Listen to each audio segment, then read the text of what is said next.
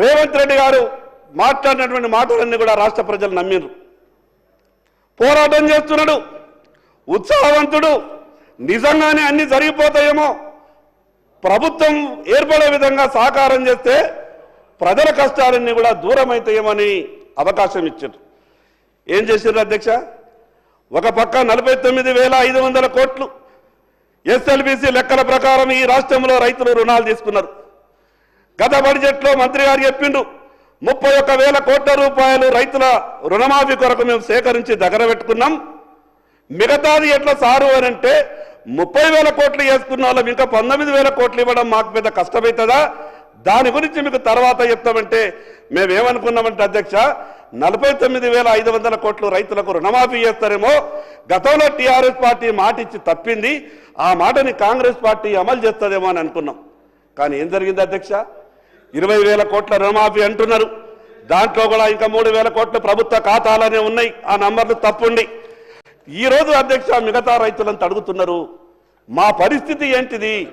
నేను మీ ద్వారా ప్రభుత్వానికి సవినయంగా ఒక మనవి చేస్తున్నా, వ్యవసాయ శాఖ మంత్రి గారికి ప్రత్యేకంగా.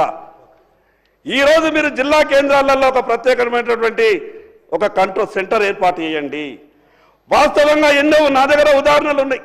ఒక ఇంట్లో ఒకే ఖాతా ఉన్నది, 2 లక్షల రూపాయల లోపు రుణం ఉన్నది, ఆ రైతు రుణం ఇంకా మాఫీ కాలేదు.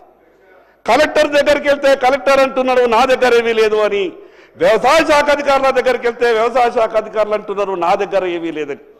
నేనేమంటున్నానంటే మీరు గొప్పగా అమలు చేస్తామంటున్నారు కాబట్టి ఆ విషయం మీద దృష్టి పెట్టండి, వాళ్ళు పడుతున్నటువంటి బాధను అర్థం చేసుకోండి, మిగతా విషయాలు ప్రభుత్వం నుంచి స్పష్టంగా జవాబు చెప్పాలని నేను ప్రయత్నం చేస్తున్నా అధ్యక్ష. నేను మిగతా విషయాల జోలికి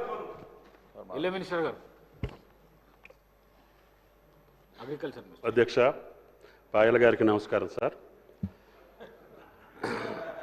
రుణమాఫీకి సంబంధించి గత స్వతంత్ర భారతంలో ఈరోజు వరకు ఒక చిన్న రాష్ట్రం, కొత్త రాష్ట్రం ఎప్పుడు కూడా 20,000 కోట్లు ఒకే సంవత్సరం మొదటి పంట కాలంలోనే ఆర్థికపరమైనటువంటి ఎసులుబాటు లేని రాష్ట్రంలో మళ్ళీ వాళ్ళకి ఆలస్యం చేస్తే వడ్డీ పెరిగి గత ప్రభుత్వం మాదిరిగానే మాఫీ చేసినా కూడా రైతులకు ఉపయోగం జరగదు అని ఆలోచన చేసి గతంలో అరాకొరా చేసినటువంటి రుణమాఫీ కేవలం 11,000 కోట్లు 10 సంవత్సరాల్లో చేశారు అధ్యక్ష.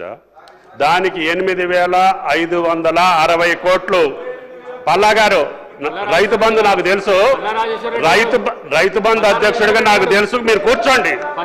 కాబట్టి దయచేసి గౌరవ సభ్యులకి మనవి చేస్తున్నా, మీరు మొదటి 4 సంవత్సరాల్లో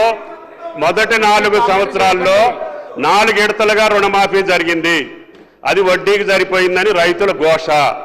తర్వాత టర్మ్లో 5 సంవత్సరాలకి ఎన్నికల ముందు 3 నెలల ముందు మొదలుపెట్టి కేవలం 11,000 కోట్లు రిలీజ్ చేస్తే సగం మంది రైతులకు కాకపోతే ఆ భారాన్ని కూడా ఈ ప్రభుత్వమే భరాయించి ఆ ప్రభుత్వం పరిపాలించినటువంటి 5 సంవత్సరాల్లో తీసుకున్నటువంటి అప్పులు కూడా ఎంత ఉంటాయో లెక్క చేసి ప్రతి రైతుకి ఇవ్వాలనే సదుద్దేశంతో గౌరవ ముఖ్యమంత్రి గారు మొత్తాన్ని లెక్కగట్టాము. అందుట్లో పంట రుణాలు వేరు, అదేవిధంగా లాంగ్ టర్మ్ లోన్స్ వేరు, షార్ట్ టర్మ్ లోన్స్ వేరు. మేము ఇచ్చింది కుటుంబానికి ఒక 2 లక్షల రూపాయలు. ప్రభుత్వ నిర్ణయం కుటుంబానికి 2 లక్షల పరంగా మేము 20,000 కోట్లు ఈ రోజుకి రిలీజ్ చేయటం జరిగింది. పాయల్ గారికి దయచేసి చెప్పేది ఏంటంటే భారతదేశ వ్యాప్తంగా ఒక్కసారి రుణమాఫీ జరిగింది అధ్యక్ష, అది మన్మోహన్ సింగ్ గారి యొక్క ఆధ్వర్యంలో. అప్పుడు దేశం మొత్తానికి 70,000 కోట్లు అధ్యక్ష. చిన్న రాష్ట్రం, కొత్త రాష్ట్రం, రైతులు ఇబ్బంది పడకూడదని మాట నిలుపుకోవటం కోసం ప్రభుత్వ నిర్ణయం 20,000 కోట్లు మొదటి పంట కాలంలో ఇచ్చామని చెప్పి గౌరవ సభ్యులకి మనవి చేస్తున్నా. రైతు భరోసాను కూడా ఈ నెలాఖరికల్లా వాళ్ళ ఖాతాలో జమ చేయటానికి 33,000 కోట్లు, గత ప్రభుత్వం ఏమున్నటువంటి రైతు భరోసాను కూడా 7,625 కోట్లు ఈ పంట కాలంలో ఇచ్చాము. ఈ రైతు భరోసాను కూడా ఈ నెలాఖరికి ఈ ఆర్థిక సంవత్సరం లోపులని ఇస్తున్నాము.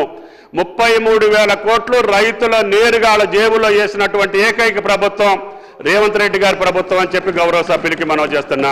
మోసం చేసిన వాళ్ళు, దగా చేసిన వాళ్ళు, రైతుల్ని ముంచిన వాళ్ళు ఈ యొక్క రుణమాఫీ గురించి మాట్లాడితే అసహించుకుంటారు, అపహాస్య పాలవుతారు.